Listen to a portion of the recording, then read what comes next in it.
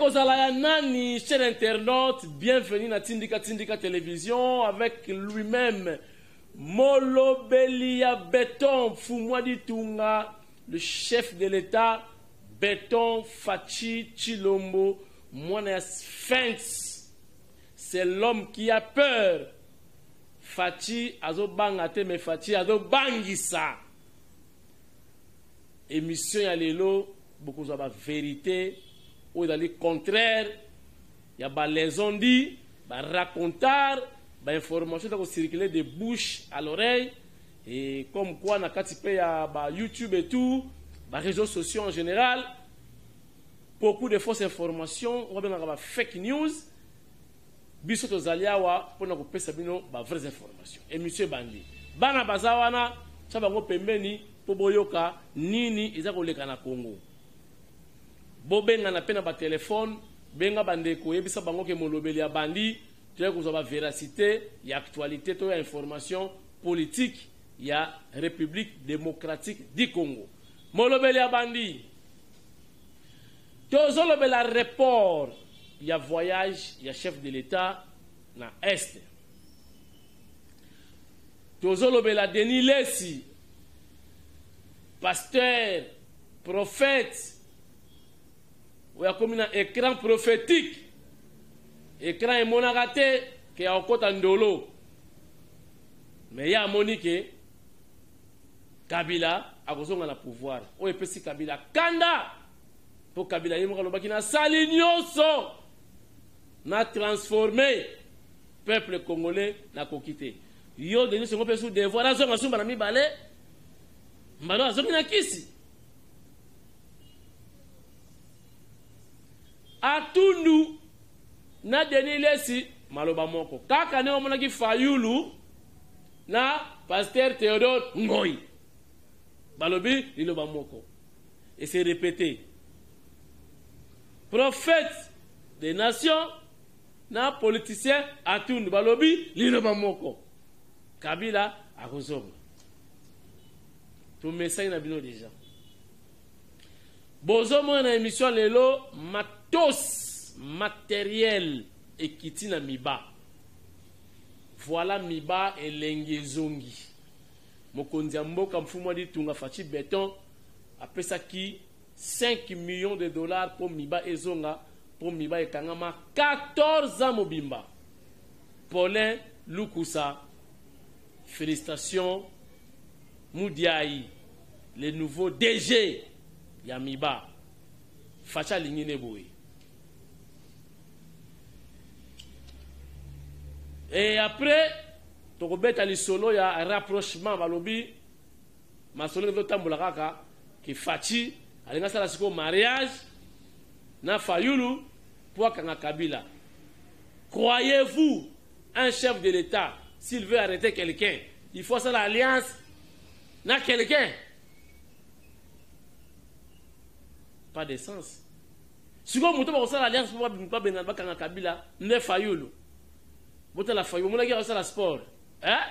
Dimanche, bâtir musique, faut mon abakaïti, donc, mais faut mon aïe. Ou on a danse. Donc, vraiment, leader, danseur, président élu, il y a Facebook. T'as la louquette. Ndemoutanengi wana Béton Fachi, le président charismatique, a ça l'alliance pour Kanga, Kabila, Wazana Ekutu, sénateur Rafi. Là, quand vous faites ça, Lelo. Et ça, Lelo. Qu'est-ce que vous croyez? Le loga. Ata parlement wana. Ce qui faut décider que lelo qui va porter Kangama. 5 heures bambila bazingi wana parlement Kangama. Nous avons côté nous avons bimate sinon. C'est facile. Tom bonjour. Est-ce que pour nous Kanga Kabila, il faut faire que ça l'alliance na Fayulu, nous attend mundu qui a chasteté. Et monsieur Bandi. Voyage à Mokonzamboka, report wana kaka, je vous dis, tala ba problème. Bao balo baboué, oh akimi minduki, oh akimi bato INC, oh boyna boy. Président de la République, akima bato INC, oh ba fanatique ya Fayulu, comment dirais-je, ya Kamere, babwaki mabanga, Goma en feu, boy na boy na boy. Na oloba mingi ti. Ba report ba voyage salama partout, même dans les États-Unis. Rencontre comment dirais-je, le président américain, Trump, na président coréen. Pour bakuta na ba report salama combien de fois? Nani abanga kitani. Na ba mboka mususu ba report tondi makango. Oh, ça n'aime pas la biso moko. Non, le ko la boyi, c'est que boye. Oh, ba Rwandais, oh, Minduki. Oh, toujours, le ba prétexte, ba raison moko dali, na forme te, na sens te, ko bambaka ka mokonza moko ko kosa batu. Fatio wapi ya ko banga, quelques membres na tali ba image moko, pour ceux qui 6, ba boka ba déchets à volcan, na balabala. Chers internautes, Botala, armée à Fachi. Bing Bakansaki, armée à Fachi, d'aller combattre à IDPS.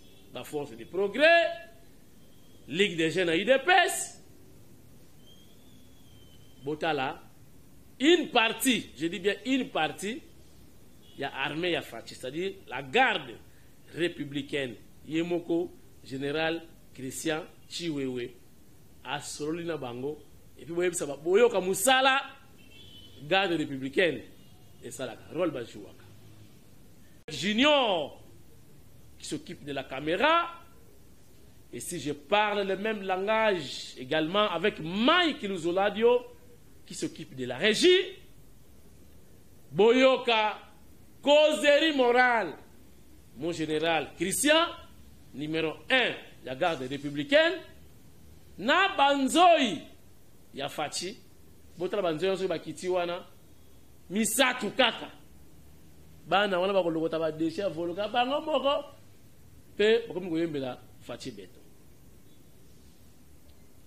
tindika bango di. Chiwewe Songesa Christian, commandant de la garde républicaine, a présidé une série de causeries morales à l'intention des militaires de cette unité spécialisée de la garnison de Kinshasa. Au camp colonel Tchachi comme au centre d'entraînement Kibomango et au camp adjudant-chef Liaou, le général Chiwewe a présenté ses collaborateurs à la troupe. Il s'agit notamment du général de brigade Chico Chitambwe Jérôme, commandant second chargé des opérations renseignement, du général Banza Jules, commandant second chargé de l'administration et de la logistique, et du général de brigade Kabiki Riza Ephraim, chef d'état-major de la garde républicaine. Il a mis cette occasion à profit pour présenter également les directeurs nouvellement promis dans ses adresses aux officiers, sous-officiers et aux hommes de troupes. Le commandant de la garde républicaine a rappelé les missions régaliennes de son unité. Mission de la garde républicaine auprès du chef de l'État, c'est le protéger, le sécuriser, sa famille, ses biens, ses hôtes de marque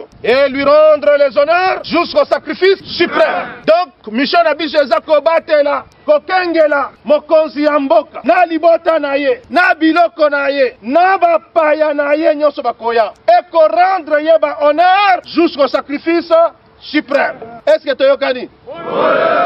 Troisième mission, il y a MROP, maintien, il y a ordre et rétablissement public. Balobi ango MROP.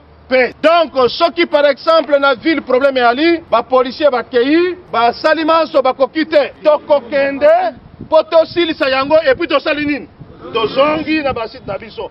Et ça, moko ya be mission pe na biso, to za na 3 missions. Le général-major Chiwewe a aussi insisté sur l'unité de commandement, le respect de la voie hiérarchique et l'esprit de corps. Ces valeurs doivent régner en maître au sein de la garde républicaine. Il a mis tout le monde en garde contre l'esprit de tribalisme et la constitution de mutuelle. Ces antivaleurs n'ont pas droit d'être citées au sein de la garde républicaine, a-t-il précisé. Il en est de même de la division et de la haine. Tout écarté de cette ligne de conduite, a martelé le commandant de la garde républicaine, s'expose à la rigueur de la loi. Morale! Morale!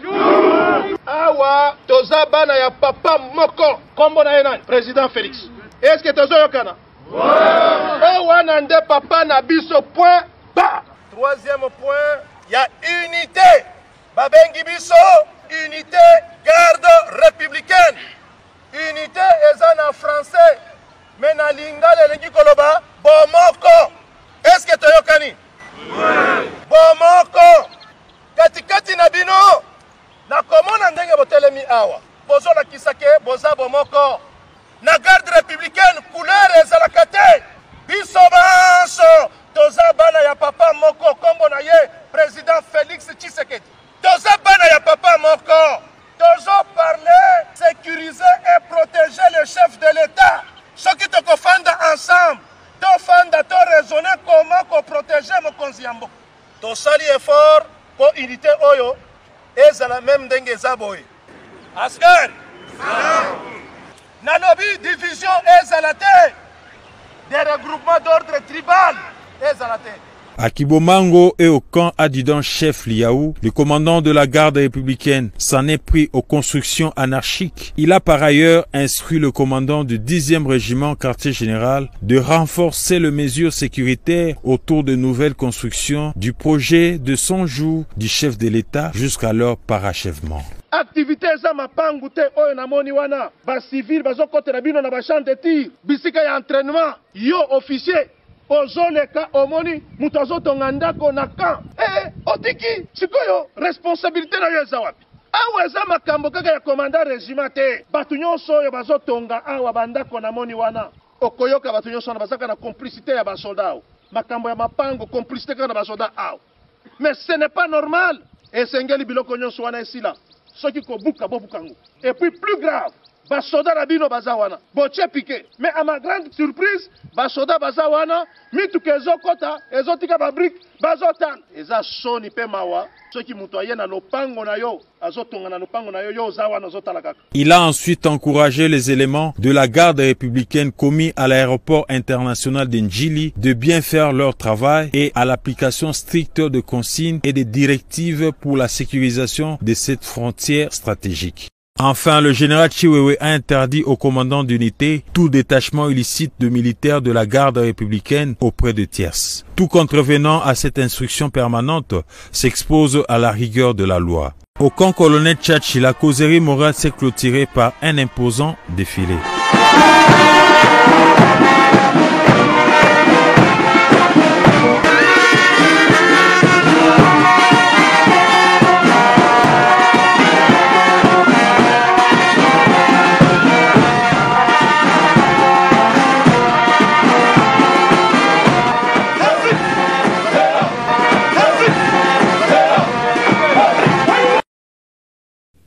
Voilà, mon général Christian, bon temps à basore, bon milai wan. Mi baleka bakiti, bana wana bataki bosa la selfie, bosa la autofilmage. Ni balo baki caméra zangate, caméra soka yete koyate, bamone bakotelema. Caméra na sala damoni batomba badala est badala kokonda. Quand je dis que pomme de terre ko pamba mama desu. Mais batomba badala kokonda parce que prise en charge je paye pas caméra dans la guité. Kamere makamwa sali yemo kwa yebi boko tisona babala Goma te na utaki Goma na utaki Bukavu balakisi ata immeuble ya kamere te ata école primaire ya kamere te balakisi ata wenzete ete ngata madesu o kamera salisa mais vous les réclamez pourquoi yé azo sibiri o yemo kwa yebi mwana rappeler bino makamwa ni swala baki dakite.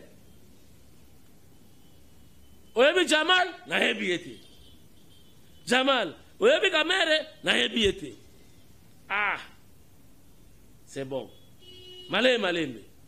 Jamal, oyebi Kamere na hebi ete na mona ete. Jamal, oyebi français, français kutu na hebi ete. Pourquoi quelqu'un interprète dans le bac arabe?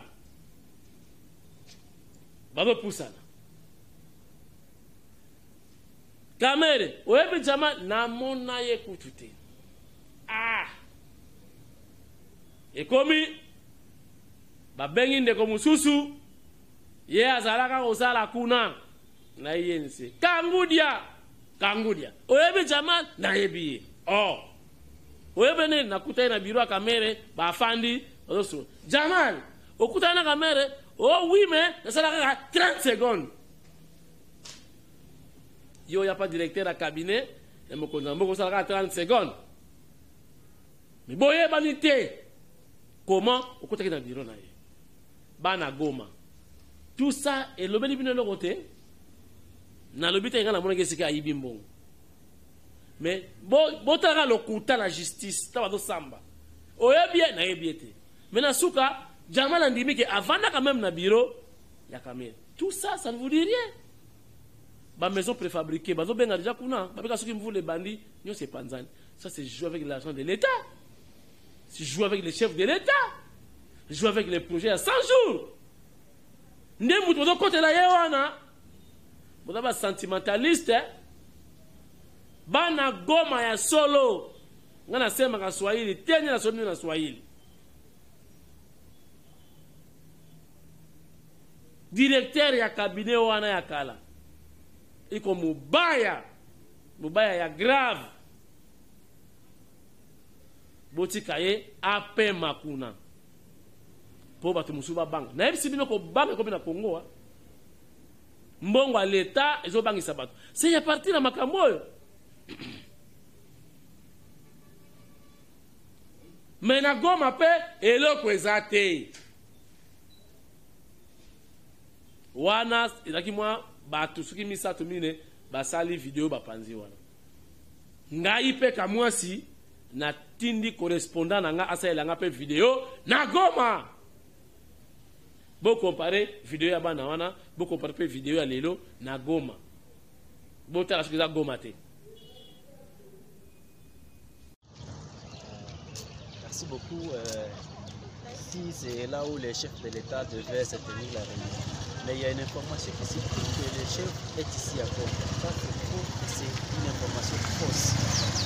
Nio et je lis ça encore. Le chef de l'État n'est pas ici à Goma, il est toujours à Kinshasa. C'est de toute façon que je vais vous montrer la tour de la ville de Goma pour prouver que le chef de l'État n'est pas ici dans la ville.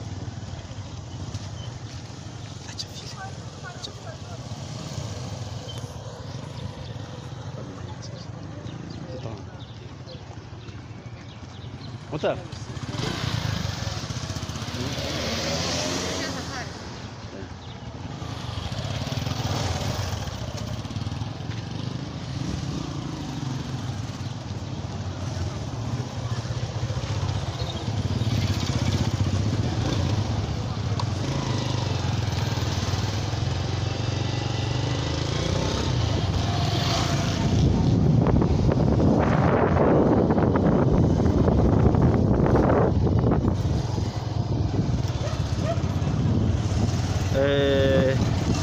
Nous voyons que la ville est calme, tout le monde s'occupe avec son occupation, mais les gens qui parlent que le président est ici dans la ville, c'est faux. Le président n'est pas dans la ville. Le président est toujours à Kinshasa et nous continuons toujours à nier cette information. Vous-même, vous le constatez.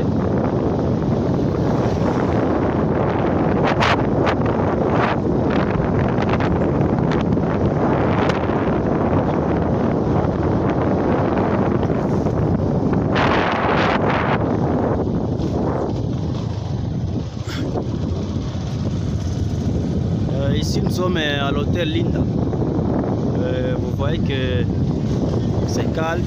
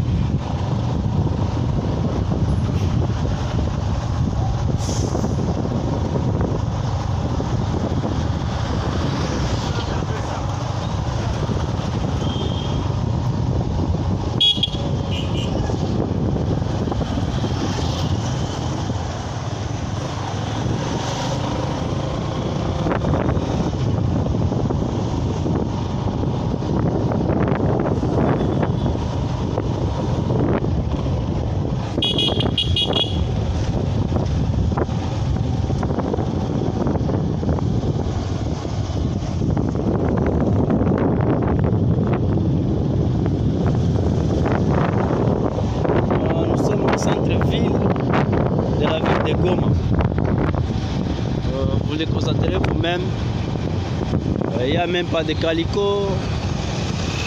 Il n'y a pas de calico pour souhaiter les chefs de l'État qu'ils soient les bienvenus. Tous ces gens qui parlent que les chefs de l'État ici dans la ville, ce sont des menteurs, c'est faux.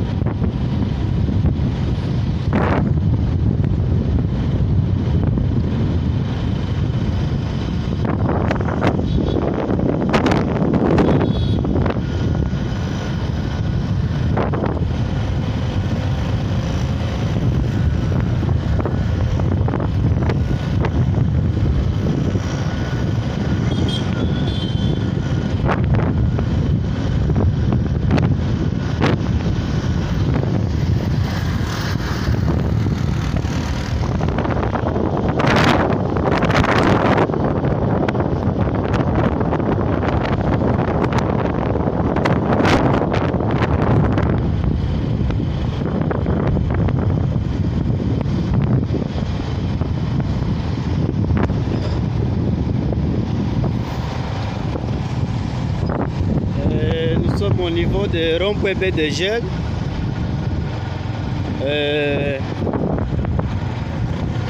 tout est calme, les occupations à la normale. Les gens qui parlent que le président de la ville, je ne sais pas si de tels genre des informations ça provient d'où.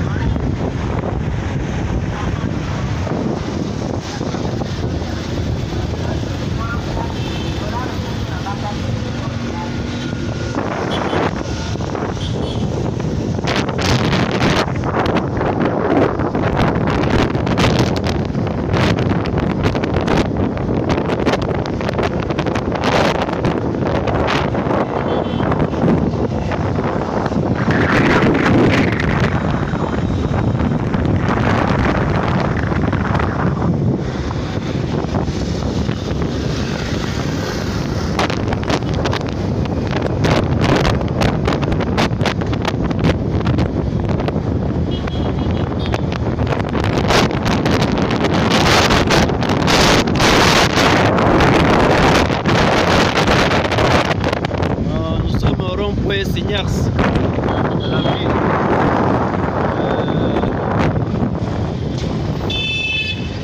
Tout est calme. La circulation comme d'habitude.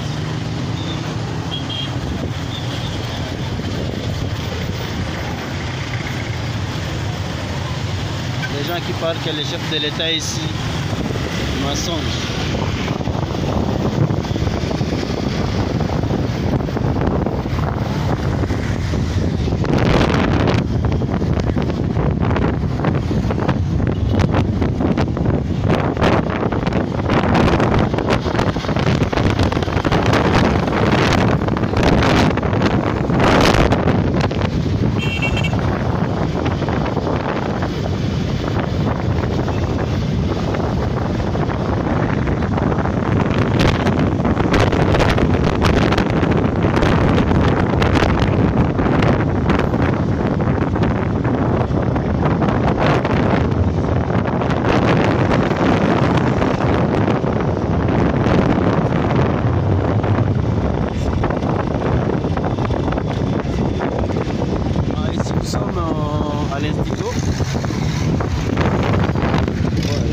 situation est calme.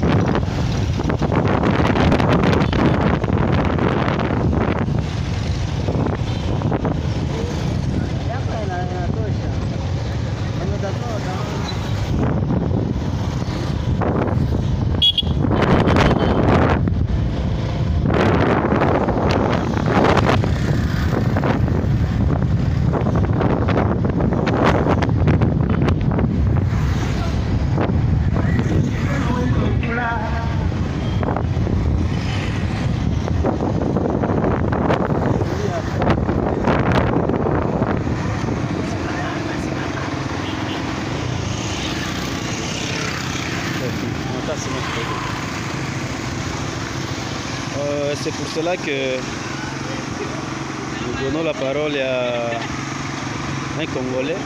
Pour est-ce que c'est le chef de l'État quoi? Est-ce que ni kweli? Bon, est-ce que je mpaka sai ushaona kitu gani kinaonekana kama chef de l'État iko Goma? Hakuna preuve. Nous continuons à dire que le chef de l'État n'est pas dans la ville de Goma. De retour sur ce plateau mobile de Tindika Télévision, Bomoni Bino Moko, Pouelele, noir sur blanc.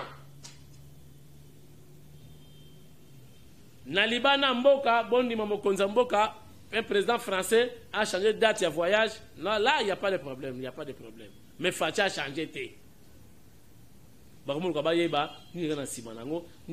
Aza mutu kaka lokola yo lokola nga biso ba combien faut rater ba voyage faut que l'Équateur docteur Etienne Longondo programme changé faut que le Canada coroner ya raté et là il y a pas de problème sauf Fachi bozala mutea malamu dernier lesi nazo que la yemba wapona tumbe makasi c'est na yebi moi mingi pona ye mais bon comprendre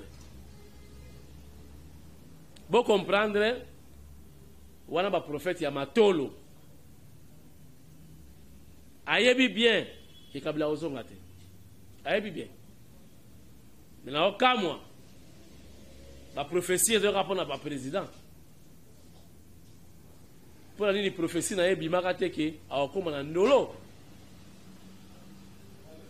bolanda été bon comprendre kaka bon comprendre nani vivant na Congo ni mavai na écran awata la bna de nesi ado prêcher web sanga nani na rappeler bino kama mano sala kala likaboka amoko. Bonjour pasteur, bonjour maman. Obengi wap pasteur to bengi na kota inikin ah mama olobi bon pasteur prophète wa mona te makomo tuno olobi bon mobali nanga kimi na vandika ka boye na komi ko souffrir na bana kata na moni mobali na yo atetelo na ye mutuna ina tola mwasi mongo bona lemba toko sambela mobali azonga boye na boye na suka pasteur to solo kaka je mobali na kutu yo to na yawa ala elinga yeyo zwai basa kana musala zemete boko kufa na mwini ndala nzapa siri ndala fani na kwa fani na bino boko kufa prophète ne yewana oyo amoni Kabila zongi na pouvoir et puis ça c'est énervé Kabila na Tundu na Denis Lesi na ni prophète siko po yoka Tundu na zolo bati bolanda bango te s'il vous plaît bolanda bango te Kabila kozonga te Kabila tiki mboka na pete soit il a besoin de pouvoir encore continuer la soda encore continuer encore bête à massa si à côté massa mbeto mais pourquoi ça l'yamote il mo kwa yebi c'est que on le bango na mututé et puis ma accord na moni mikolo ezongi susu ba accord to sinaki ba accord il c'est oh accord wala malobaki biso to koma to la présidence boko koma to boko sala campagne pour ba voter bino oh présidence 2023 biso ok biso to yokanaki Heureusement, c'est la biso en 2023. Maintenant, qui dit la vérité? Nana lingi accord wana bata na ngota na balabala mutu natanga accord wana. Et puis mingi bazo balabala beza le kuta. Ko bomo na ngoni ba sango ba bomo ngomi Bible ti suka ba bimisi Bible. Ba misa ba accord. Shadar yo ngana zala ki jour ngo témoin okile. Oh. So na ki jour ngo osali campagne kwa. Osirika ki pour anine tango zwa kité.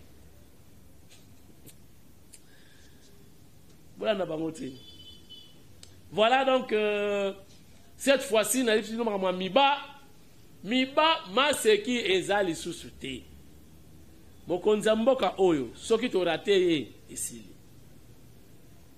atali rare ba président africain et l'année prochaine il va diriger Afrique mobimba akoza la président ya Union africaine Fachi Beton moi la malamu maboko pembe ikamona mutute Miba 14 ans et Koufa 14 ans Kabila au pouvoir.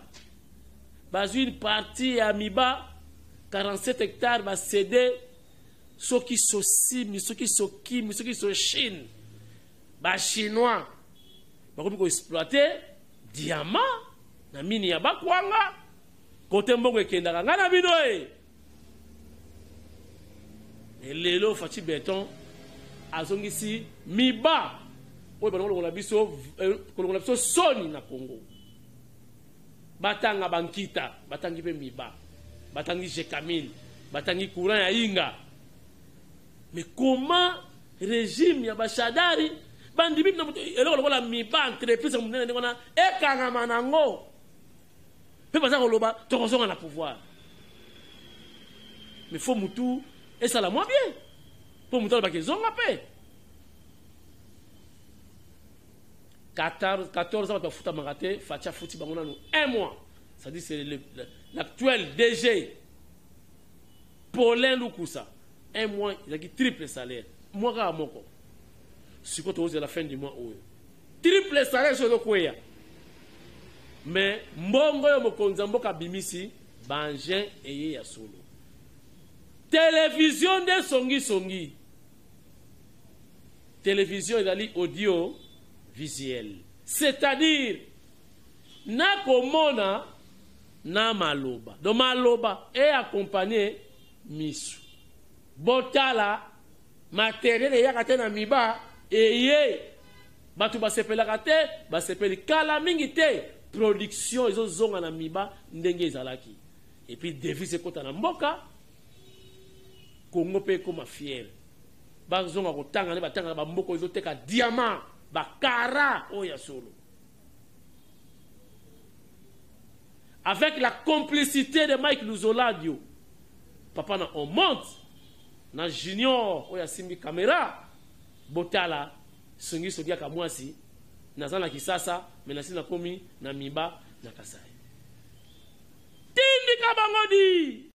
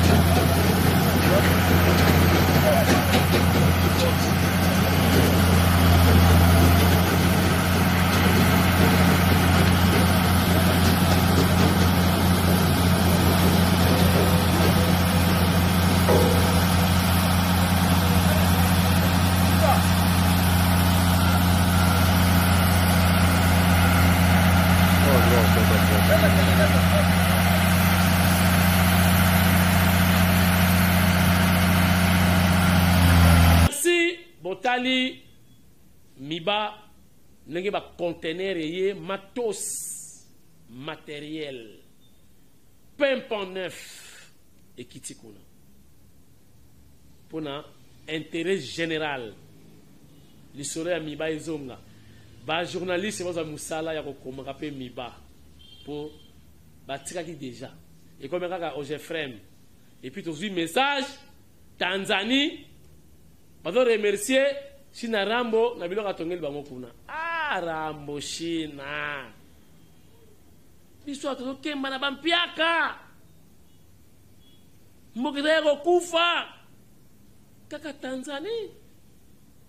Kaka Rwanda. To sala nini biso ba Congo, to sala nini. Nathalie Pina donc, ce journal quoi. Parce que remercier donc.